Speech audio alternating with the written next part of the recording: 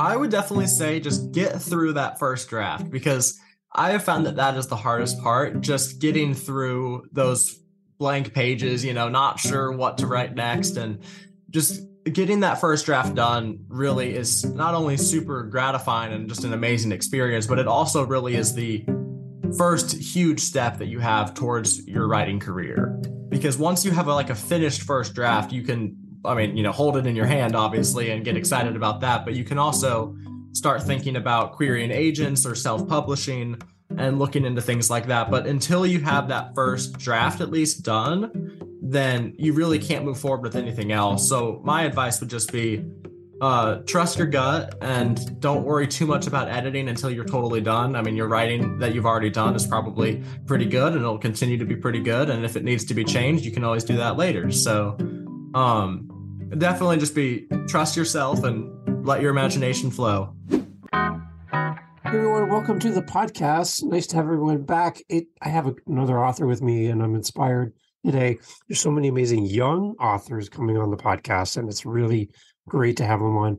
Nick is here with me today. We're going to be talking about Nick's book and all the great things happening for him as he navigates school and writing and all the great things happening. Nick, welcome to the podcast. Nice to have you here. Yeah, thank you, David. It's great to be here. I'm really excited. Okay, so your first time as a guest on a podcast. I'm so happy and pleased to have you on. Can you tell everyone where you are in this great big world of ours? So I am in Indiana, actually, just north of Indianapolis. So pretty far from you. So I'm glad we're able to do this remotely. Very good. And last night was your prom, right? So big news going on. What's happening there? Yeah, so last night was my school prom, and we had a totally great time. I went with my boyfriend and some of my other friends, and we totally pulled out all the stops. We got a limo, went to a fancy dinner, and then, drove around a little bit before we actually went to the dance, and then had a great time there. So I drove limousine for a while here in Canada, and I drove a lot of proms. Very interesting things happen in a limo for a prom. We'll just leave it there, right? We'll just leave it there. But the one thing I remember people wanting to do is go through a drive-through like McDonald's in a stretch limo. And I'm like, yeah, that's hard to get around the corners, by the way, just so you know. But how was your driver? Did you have a good experience? Yeah, we had a totally great experience with our driver. We did actually, one of my friends was like, we should go through a McDonald's drive-through. And I was like, I don't know if we want to put the driver through that because he was a really nice guy. So we didn't want to give him too much trouble. But yeah, it was great. You had a good time. That's amazing. Okay, so Nick, let's talk about your author journey. Let's go back to the beginning. I think you mentioned you started writing when you were around 15. So when did you decide that becoming an author was in the cards for you? How did this all happen? So I really started writing when I was younger than that, but I didn't really take it seriously until I was 15. Okay. So it's kind of like I had always known that I enjoyed writing, but when I did hit about 15, what happened was I was actually playing a lot of tennis at the time. And as a result of how much tennis I was playing, I ended up getting stress fractures in both feet. So I wasn't able to play tennis for about 3 or 4 months. And because of that, I was kind of like, well, now I need something to fill my time. So I decided that writing might be a good way to go since I knew I always liked that. And then it really just took off from there. I mean, even when I was able to go back to tennis, I really never played that much more because I was just so into my writing that I was like, this is really what I should be doing with my time. Are there any other authors in your family at all? Actually, no. So both of my parents are in the medical field. So it's like totally out of nowhere in their eyes that I'm like really into writing because they really have no background in writing or even reading at all, really. Well, okay. So how do they feel about all this going on with your book coming out and all of this things happening for you? Are they excited for you? Oh, yeah. Yeah, they are super excited for me. They are really the ones who pushed me to go out and actually publish this because I knew that publishing it would require like a lot of time and planning and, of course, money. And obviously, as a teenager, I don't have a ton of money just like sitting around for myself. I really am living off my parents, obviously. So I wasn't going to push them on publishing this if they weren't into it and all that. But they actually have been super supportive and really pushed me and were like, you should get this published and get this book out there and see what people think of it. So they've been super encouraging throughout all of this, and they are really, really excited about the upcoming book launch. Amazing. Okay, so talk a little bit about your community. I know you're really active on Instagram. Tell me about how that's growing. Tell me about some of the interactions you're having with people through your social channels. Yeah, so Instagram has been a totally great like platform for me to connect with other writers on because like it's really a way that I can find people that are into the same things that I am and have the same interests that I do, even if they aren't like close to me geographically.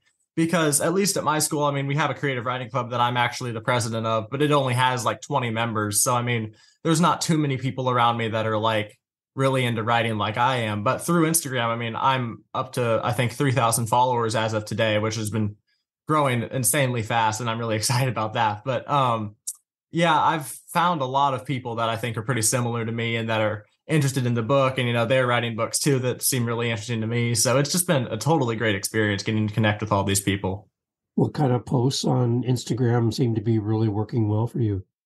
So my system with Instagram is kind of like I have four kinds of posts that I generally do.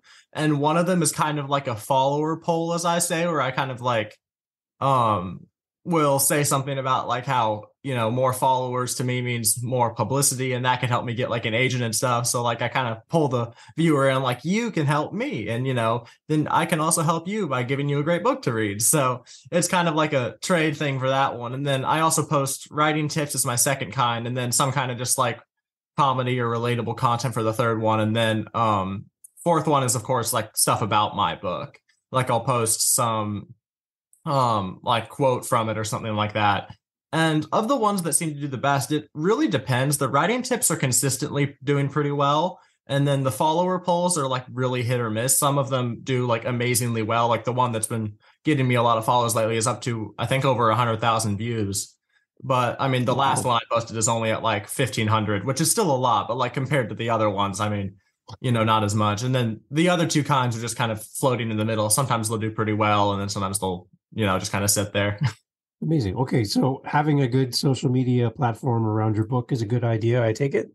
Oh, yeah, definitely. Because so we have a marketing team that we have hired actually, and they were really pushing me to do more social media because I've had this account since September, and we hired the marketing team in March.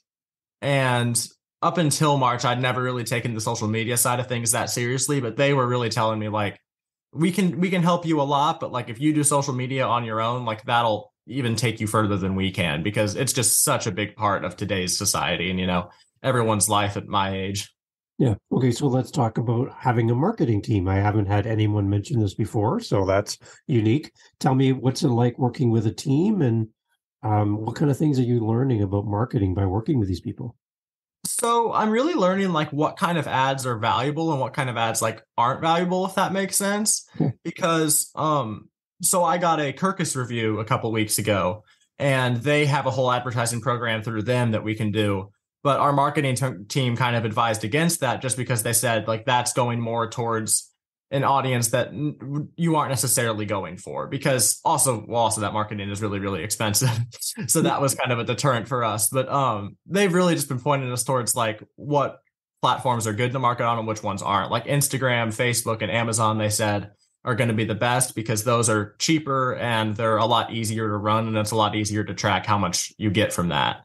And overall, working with them has been really cool because, like, obviously I have like a whole team work, like kind of working for me in a sense, which is kind of cool. I mean, they work with other authors at at the same time that they work with me, so it's not like they're exclusively focusing on me, but they really have been super helpful. They're actually based in Italy, so it's all virtual and stuff and all remote. But they're American and stuff. I don't know why, but they ended up moving there. So and they just stayed in Italy and are running their business out of there. So it's been really cool. I mean, we Zoom with them a couple times a month, and they'll just update us on what they're working on. Amazing. And that's kind of how we connected too, was through them. And I'm excited to have you on a podcast. That's unique. And being on a podcast is another form of marketing for you, another tool, right? Because now we're going to be reaching a global audience. Maybe they don't follow you on Instagram yet, but being on an episode like this, maybe that'll draw some more attention to your Instagram and to your book. So that's exciting. Let's talk about your website. I have it up on my screen while we're talking. Take us through the website a little bit, Nick. Tell us where we should go and a little navigations for the first timers that come to your site. Yeah, so the front page is pretty much going to tell you most of what you need to know, like, just off the bat. I mean, it kind of tells you who I am and what my book is about. And then also there's a little blurb about the Kirkus review on there and a link to the Amazon page where you can pre-order it right now because it's releasing in now less than 2 weeks, but it's not out yet. That really, the front page really takes you to a lot of where you need to go. And then if you scroll a little further down, I know that there's a little bio about me, and then the tabs on the top can take you to the first 3 chapters of my book, actually, which is under writing samples and then sample chapters. And also under writing samples are some of the short stories I've written. So that, I mean, if you're really looking for like what my writing style is like and just kind of what I write, kind of how all that works, then you can definitely find that there. And then there's also like the bio tab and just the books tab where you can see a little bit more about Stormless. And I believe that we still have an active tab for an untitled work that I'm somewhat working on right now. But that's kind of on the back burner because I really am pushing Stormless at the moment. So yeah, I mean, the website really covers a lot and not a ton of space, which is kind of nice because you can get through it pretty quickly. But you can really learn everything you need to know.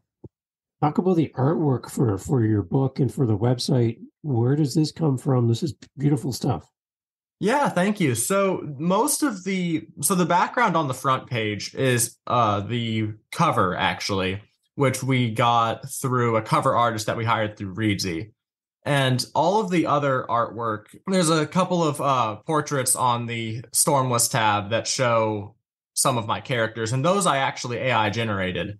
So that's how we've gotten some of our like smaller scale art that we just use for like little photos here and there. So, okay, let's talk about AI then for a little bit. We talked about this when we had our pre-chat. What kind of tools are you using? What is exciting for you as an author? Kind of help us, Nick. Help us understand AI can help us as an author. So AI, I think, can be pretty helpful, but there's definitely a line, I think, because using AI like creatively, especially for things like creative writing, is kind of a slippery slope because I feel like that AI won't really be able to produce the same quality that like a real writer can. But at the same time, the ease that you can create a story using AI, I mean, it's just so easy to do it that it's obviously very tempting.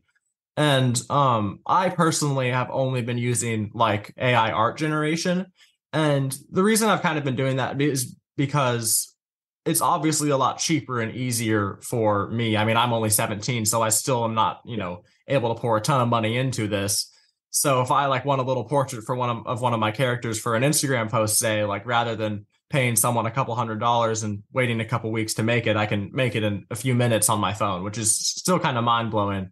But it really can be a helpful tool if you use it in the right ways. It's just there's so much that you can do with it, and among those things that you can do it, I think there's also a lot of things that you probably shouldn't do with it, like writing entire chapters for you. Right. Okay. Yeah. Because then it's not your voice. It's not your story in that moment. You're kind of a passenger, right? So yeah. Okay. What's it like to see on your phone an image of your character? Like, is that really kind of surreal? Like you've created this creature, this person, this character, and now you're looking at them on your phone. Like, is that kind of surreal to see them? Oh yeah, it's definitely pretty surreal to see like an actual like photo of my character, because just seeing like being able to put an image to the description that I've given them is really, really a cool feeling just to be able to see it. The only character that we haven't like AI generated is Cassian, who is my main character, because he's on the cover. So we were like, we don't need an AI photo for him because we already have like a professional cover artist, making him and stuff. So that was also really cool to see. But I mean, just seeing any version of my characters like in image form has been really, really cool, because what I quite literally do when I'm making these AI photos, or like when I'm sending the description to my cover artist, is I will just like copy and paste parts of their description from my book. So that way it like is consistent, if that makes sense, because I know that when I'm writing, I have my own image of them. And when other people are reading, they have their own image of them. So I want to make sure that the language that I use in the book is actually what the image ends up looking like. It's great. So, okay, you talked about Reedsy as a resource. Can you talk more about, this is, again, a first for me to hear this website mentioned. Can you talk about what Reedsy is and what kind of resources people can find there? Yeah, so Reedsy is actually how we have found pretty much everyone that we're working with to get this book self-published. Because when we decided, I think at the end of 2022 that we were going to go with self-publishing rather than traditional publishing, we were like, okay, now how do we do that? How Yeah. do we find people to like help us format the book? How do we find editors? How do we find a cover artist and just everything like that? And all of those people we have found through Reedsy. So Reedsy is really like all about connecting self-publishing authors with the people that they need. And it works really, really well for any genre, really, because you can put in what genre you are writing for, like what genre you work in, and then they will connect you with like editors that read that genre. So that way, like you can make sure that you're like getting an editor that actually knows how to read and edit fantasy rather than like if they were like doing realistic fiction all the time and they get a fantasy book and don't know what to do with it.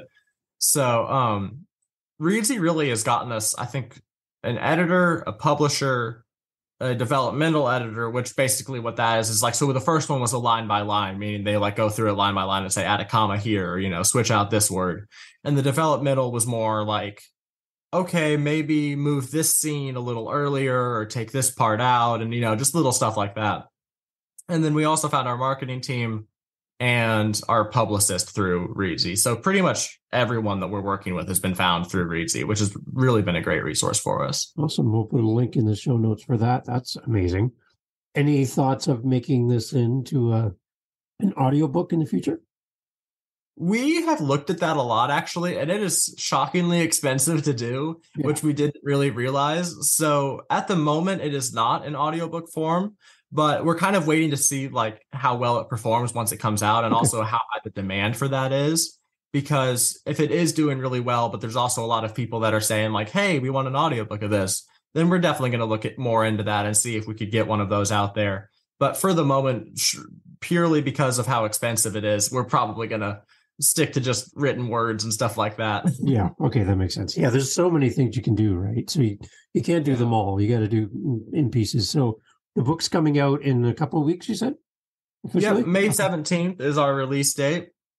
And that's the release date for the hardcover and all of that sort of like pretty much anything physical. We have the ebook available for pre-order, and that'll just be like available on the application whenever you're ordering it on May 17th as well. So that's a little more immediate because obviously the other books have to ship. Yeah. But yeah, we're very, very close to the release date, which I'm really excited about. And we're also hoping to get the sequel to Stormless out before the end of the year, because that is almost entirely done. It's in the final editing stages. So that we're looking at probably like a late fall, early winter release for that, but we're not entirely sure yet because we're obviously really focused on getting book one out and making sure everything's right with it. Okay, so we've danced around the topic of the book many, many times here. We've talked a lot of great tips for authors. I love it. Nick, you bring so many great ideas and resources. Thank you. Let's jump into the book now. I would like to know more about this. Can you give us a sense of maybe the overarching theme to the book so we have an understanding? And let's get into a little bit more detail about the book as well.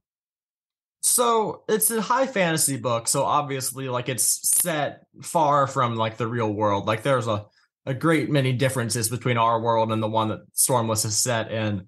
But I would say the overarching theme is really just a message of like hope and perseverance, because the main character struggles a lot with his mental health and also with his sexuality, especially in later books. So seeing him kind of go against all of these struggles and overcome them, I think really gives off a message of like just being hopeful and, persevering through whatever struggles you may have, because you're always able to make it to the other side. All you got to do is just fight for it. And he's not the only character that struggles with mental health and things like that. So that really is a theme that's woven throughout the entire story that I think really adds a layer of reality to a story that's set so far from the world we know. Okay, so kind of take us on a brief journey of your main character and a little bit about what we're going to see when we open the cover and start reading. So the main character, his main story arc in book one is, so he is someone that does not have magic. He is called a Stormless in this world. It's called Auris. It's essentially pretty similar to our world, like geographically. It's got, mountains, deserts, jungles, all that stuff. But rather than regular weather patterns, it has 7 like violent storms that just blow across the land and really destroy a lot of things that aren't super protected. And these storms, in turn, are the source of the magic system, which is where the rest of the people known as the summoners get their power. And Castian, being a Stormless, is obviously like kind of on the bottom rung of society. So a lot of his story is also kind of dealing with that and trying to find his way just in a summoner's world when he is a Stormless. So when at the very beginning of the book, a summoner that is part of a group that used to be extinct starts coming back and, threatening everybody, saying like, hey, my group is back and we're going to take over and all that. Castian gets sent with a group of summoners to follow this ancient summoner. And his mission is really to figure out if this ancient summoner is like actually legit and what his motives are and all that sort of stuff.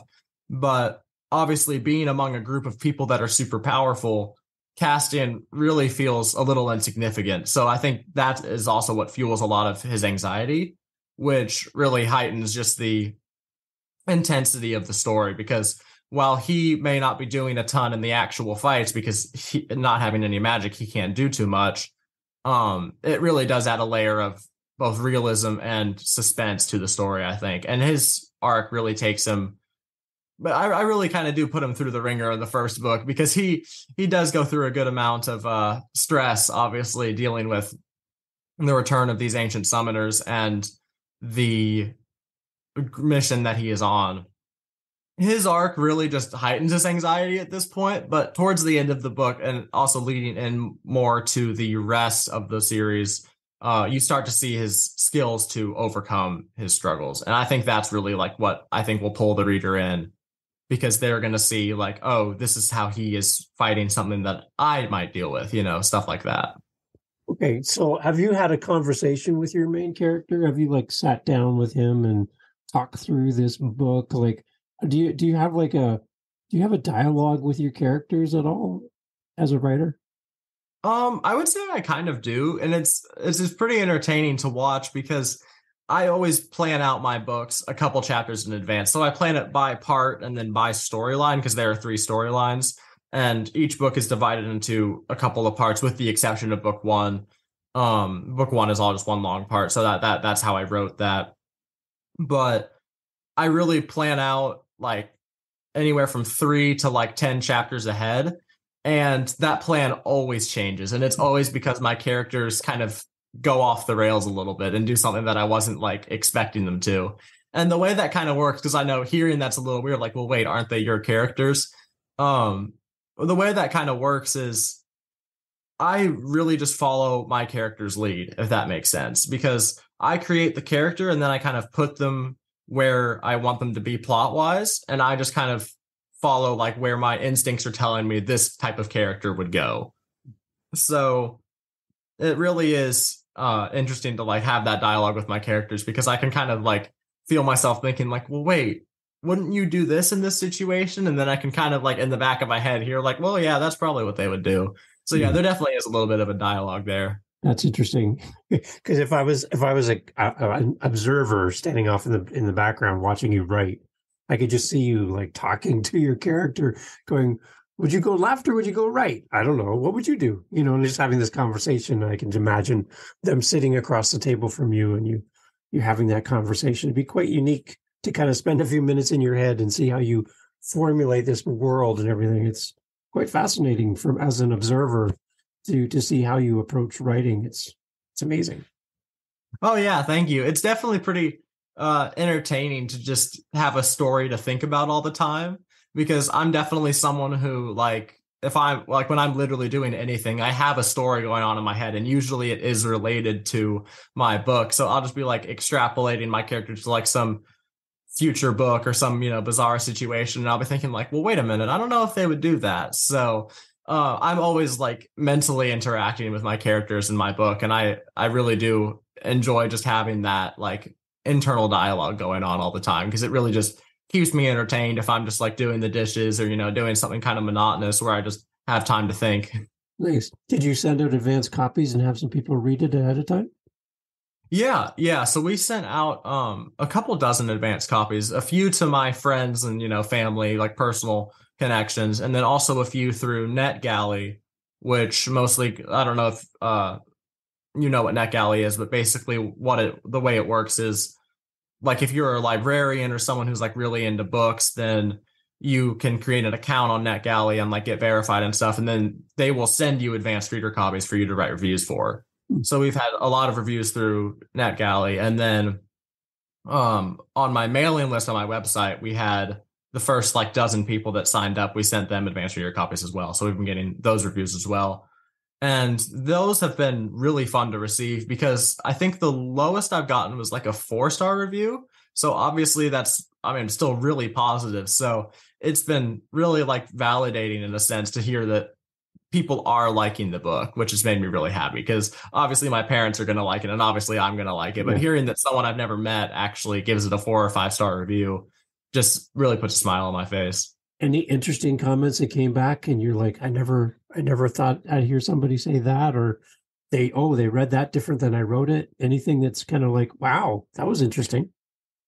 I would say the one interesting comment that has come back to me, I think probably once or twice, is that the one of the romances in the book, they say feels a little less organic than the other one. And what's interesting to me about that is the one that they are referring to is the one that's between a man and a woman. And obviously I have a boyfriend, so I'm better at writing like a man and a man. And that's what the other relationship is. And a lot of the reviews have said the one between the two guys is really good, but the other one is like, you can kind of tell it's like a little bit, it's like someone's writing it that doesn't really know what that experience is truly like. Even though it is pretty similar, it still definitely is a little different. So it's just been kind of funny because I was like, interesting. I like the reader can kind of tell that I have a boyfriend. So that's been an interesting comment to hear. Just that, like, it wasn't super negative, obviously. I mean, they still were 4-star reviews, but they were just saying, like, I could kind of tell that he was a little better at writing the homosexual romance than the heterosexual one. Okay. So we talked earlier too, that there was a little bit of, like your main characters wrestling with anxiety and all of that as well. And I guess, are you finding yourself in your characters in this book as well? Are we getting a sense of who you are? Oh yeah, absolutely. So I used to struggle with anxiety a lot. Actually, while I was writing this book and definitely a little before it, I'm through a lot of it now, thankfully, which has been also just fantastic for my life in general. But it's been it was really like therapeutic to write these characters because being able to put how I feel into a character that like can kind of relate to what I'm going through, if that makes sense. Like, even though they're just a character that I made, it still feels like I have someone else that can relate to what I've gone through. And being able to put my experiences into that and now actually out into the world, just hopefully to readers that can kind of relate to that as well. It's definitely been very therapeutic just to see like my struggles actually put down in words rather than just being, crazy thoughts in my head. It's a very unique way to address that and to look at your own anxiety and find an outlet. I'm amazed that this book has been that for you and been that resource. That's amazing. So for a reader coming to your book, what kind of audience are you hoping that will come and find the book in the next few weeks and click buy and purchase online? Tell me a little bit about the reader you're hoping to capture with your book. So really any readers of fantasy, especially like high fantasy, fantasy that's really out there, I think would really enjoy this book. But on a more specific level, people that also struggle with their own mental health and their own sexuality will really find a lot of themselves in this book. Like, I don't think that's like a requirement. Like, you're not going to like the book if you've never had anxiety, of course. But I think that it's more just if you do have that personal connection with one of the characters, that'll help you enjoy the book a little more. But I really think that anyone who likes fantasy, and especially people that are closer to my age or, young adults that read a lot of fantasy about people that are like around their age, I think they'll enjoy this book as well. Any point in time, Nick, where you were struggling potentially with the whole, oh, you're just a kid, who are you to write a book? And, that kind of thing. Like, a lot of people I've talked to and authors struggle with that imposter syndrome thing. Any point in your writing so far where you're like, is anybody going to love this, or am I doing the right thing? I would say the only time I really felt like that was towards the end of my querying process with traditional publishing and agents and all that stuff, because traditional publishing is obviously very hard to get into. I mean, most agents get like 500 to 1,000 queries a year and take maybe like 5 to 8 people. So it is just crazy competitive. So I really don't think it was anything like personal against me or my age or anything like that. But obviously being on the receiving end of a lot of rejections, that's kind of the way it felt. So it was just like, well, I mean, no one's going to take me seriously. I'm literally not even 18 yet. Like Facebook wouldn't let me run ads on my own account. We have to use my dad's. So it's just little things like that that kind of like diminish my credibility a little bit in my mind. But I think that I've gotten over a lot of that now because I really am getting a lot of validation through the advanced reader copy reviews and Instagram, actually, just connecting with other authors and readers. But that definitely was a struggle for a time where I was thinking, like, is anyone actually going to take this seriously? Because like I am pretty young. But it's exciting to see the feedback, to hear the comments, to know that your book is just days away from being released around the world to everyone, right? It's got to be, I'd be like not getting much sleep in the whole ramp up leading up to the book launch. I'd be like, I can't believe this is actually happening. So it's got to be exciting for you. Tell me a little bit more then, Nick. Like you're just finishing up high school. I know that's a long time ago, but I know when I was finishing up high school, I really didn't have a clue where my life was headed, my path in life. You seem to be quite far down the road as far as writing a book. Is just amazing for me to think of that you can do this. What's ahead for you? Like most people your age are thinking about university and college and all that stuff. Are you thinking that writing is going to be in your future, or tell me a little bit about your plans for what's next?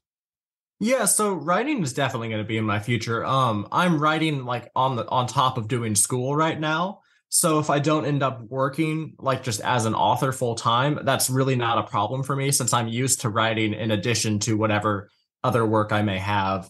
I'm definitely deep like in the college process right now, getting ready to write my essays this summer and then fill out all the applications and that stuff because I'm finishing my junior year right now.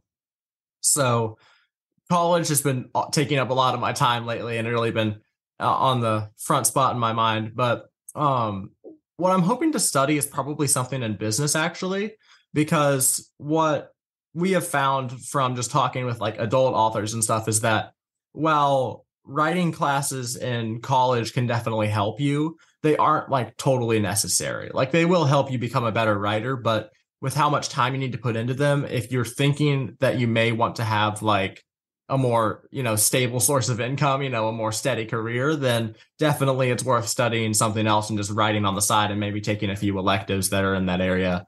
So I'm hoping to go into the business area and actually try to get a background that's kind of like both in writing and in business, and then try to go into like the publishing industry actually and see what I can do there. Because I know that with some authors like Brandon Sanderson, breaking away from the big publishing houses and making his own, I think that there are a lot of changes in the publishing industry right now. So I think that'd be a very interesting field to go into. And with how competitive finding agents is and getting publishing deals is, possibly finding a way to help change that system and have more people get their voices heard would also be a really high goal of mine. Okay, so Nick, we have listeners that are listening to our episode. They're young authors, 15, 16, 17, or younger, and they really have something they want to do. They really want to write, and they're looking for some inspiration for somebody like you that's already kind of down the path a little further than they are. What would you say to somebody that's coming up behind you and wants to do what you're doing? What would you say to inspire them? I would definitely say just get through that first draft, because I have found that is the hardest part, just getting through those blank pages, not sure what to write next. And just getting that first draft done really is not only super gratifying and just an amazing experience, but it also really is the first huge step that you have towards your writing career. Because once you have a finished first draft, you can, hold it in your hand, obviously, and get excited about that. But you can also start thinking about querying agents or self-publishing and looking into things like that. But until you have that first draft at least done, then you really can't move forward with anything else. So my advice would just be trust your gut and don't worry too much about editing until you're totally done. I mean, your writing that you've already done is probably pretty good and it'll continue to be pretty good. And if it needs to be changed, you can always do that later. So definitely just trust yourself and let your imagination flow. And one other thing to touch on too, Nick, too, would be somebody that's listening and they came because of the title of the episode here today, and they're battling with anxiety. Maybe they're battling with their sexuality. They're looking for somebody to kind of give them some inspiration on how they can take steps in their own journey. And your perspective on that, what would you like to say to them? I would definitely just say that it's never as bad as you think it's going to be in those realms of like issues. Because when I was first coming out, I wasn't sure if my parents were going to accept me. But in retrospect now, like they are very accepting and there's no way that they wouldn't have been, just knowing like the people that they are. And with my mental health, it was kind of the same situation. Like I knew that I was struggling and I wasn't really sure how to bring that issue up. But it's really just something that I think is not normalized a ton in today's society, like talking about things like mental health and sexuality with people that you actually need to be talking with it about. But my advice would just be, if you think that you are in a position where you need to talk to someone about something, or you need to, get help, or, you want to come out and like reveal who you truly are in a sense, I would say just go for it, because it really is not as bad as you think it's going to be. And everything always ends up working out in the end. I mean, even if on the mental health side, like there's a little bit of a struggle, finding a therapist or like getting on medication or something like that, it always ends up working out in the end. And I'm really a firm believer of that. Amazing. Nick, you have a great story, personal story, and a story now for the world to jump into and fall in love with. Can't wait to see what's next. I'm sure there's many, many things coming, and the way your mind works, I'm sure you've got books and thoughts galore. So take us through the website, Nick, the address for the website and your Instagram so that people can find you. Where do we send people? So my website is just nickstitle.com. That's nickstitle.com. And then my Instagram is nickstitle_author, and it's spelled the same way. So, and there's links to my website from my Instagram and links to my Instagram from my website, and, vice versa and all that. So if you find one thing, it can take you to everything else, which is kind of the nice way that our system is set up. Awesome. And I would say to everyone listening, go buy Nick's book and be sure that you leave a review wherever you're purchasing the book. That does help for our authors so that they understand and see those responses. And don't just say, great book, or I liked it. No, like give some feedback. Let's hear the words. Let's get some inspiration for Nick to keep writing, because I think we all could use that. And I think it's one gift we can give back to our authors is a great review and support our authors every time we buy a book. So I really appreciate it, Nick. Thank you for being part of Living the Next Chapter. You did it. Your first interview on a podcast. You did wonderful, by the way. And before we go, Nick, anything else that you want to say to your community that's been supporting you, following you, and just cheering you on through the whole journey of writing this book? What would you like to say to your community that's gathered here to hear you today? I would definitely just say thank you, because this has been like all a dream, just, being able to actually publish a book and have people read it and give me reviews and stuff. So even if this is your first time hearing about me, or if you've been a longtime follower of mine, just thank you for your support, because anything like just listening to this podcast, just following me on Instagram, that helps my dreams come true, and they already are coming true. So it really has just been amazing. So yeah, just a thank you is all I really had to say. And I like how you tied that back to your Instagram that you talked earlier, that people helping you there is helping you. I love it. You just did it again here at the end. So well done, Nick. You're good at this. I think you should do more podcast episodes. You did a really great job. Yeah, thank you. It's been great to be on. Yeah. Everyone, please go support Nick. Go over to the website. We have all the links in the show notes. Nick, I can't wait for the next book. You got to come back. Oh, yeah. I definitely plan on it. This has been a lot of fun. Awesome. Okay, thanks. Everyone, please go support Nick, and let's sell a lot of books. Let's help Nick out here. Nick, thank you so much for being part of the podcast.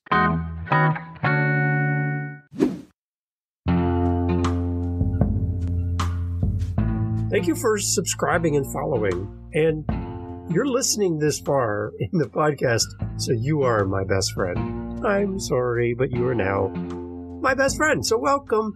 Nice to meet you. Thank you for being here.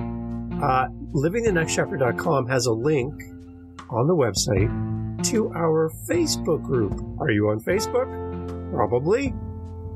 You can go there and you can actually interact with our guests. You can talk to them. You can hear more about their journey, about their books. You can speak to them directly. You don't need me. You can come right over to LivingTheNextChapter.com, click on our Facebook link to our community. You can talk to other listeners of the podcast from around the world who are on Facebook. And again, speak with our guests. Don't you want to speak to the guests you just heard from? Yeah, you can do that on Living the Next Chapter. Go over there. There's links to our Facebook group, and you're welcome to join. Thanks for listening.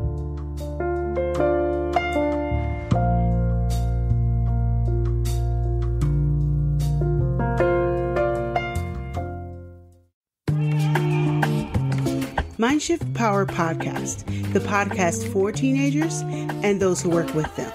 There's a huge problem in America today. There's a very large disconnect between teenagers and the adults who work with them. I'm looking to bridge that gap with real, raw, honest conversation, not held back by the chains of political correctness. You cannot solve a problem you do not understand. Want to understand teenagers today? Listen to this podcast.